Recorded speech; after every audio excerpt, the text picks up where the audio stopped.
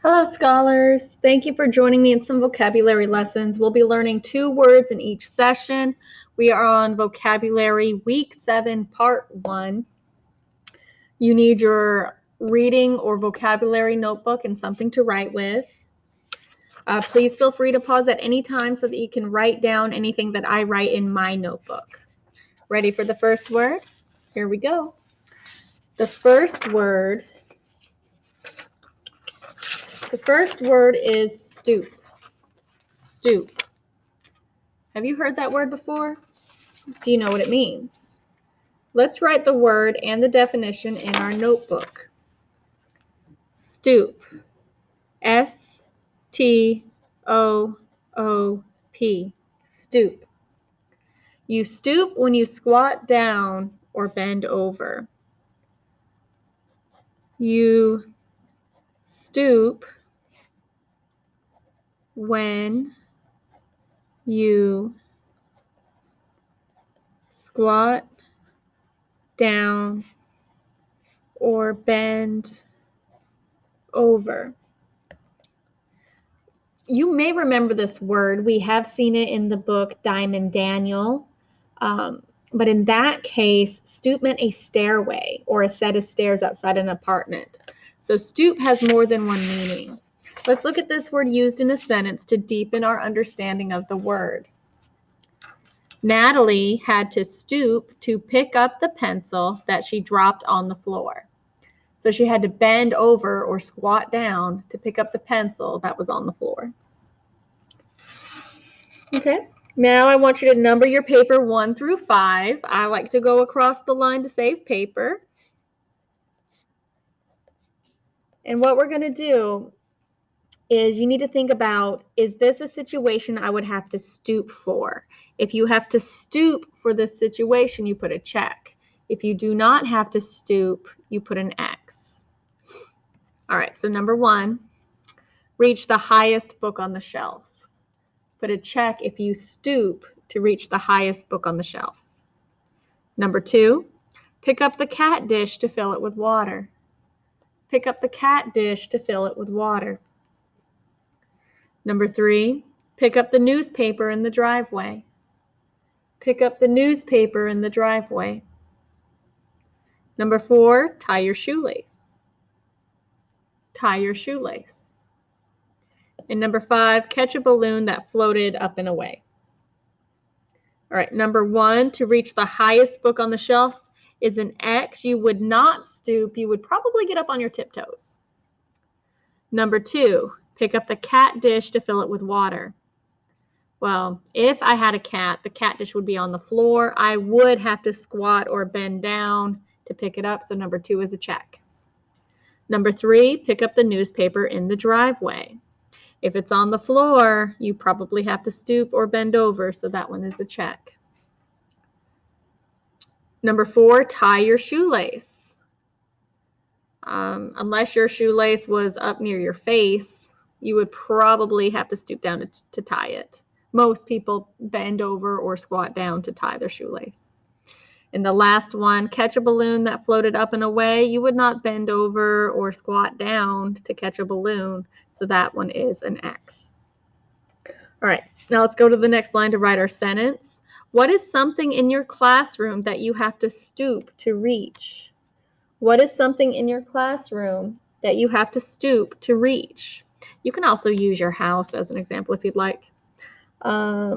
Sentence starter, in my classroom, comma, I would have to stoop to reach. Complete the sentence. And you can always exchange my classroom for my bedroom or my house if you needed to. All right, so let's move on to the second word. The second word is transparent. Transparent. Have you heard that word before? Do you know what it means?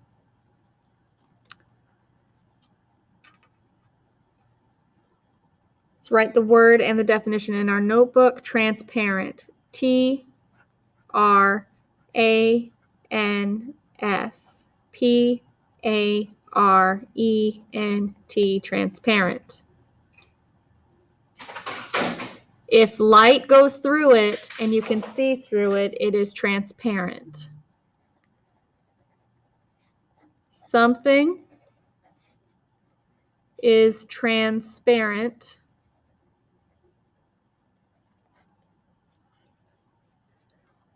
if light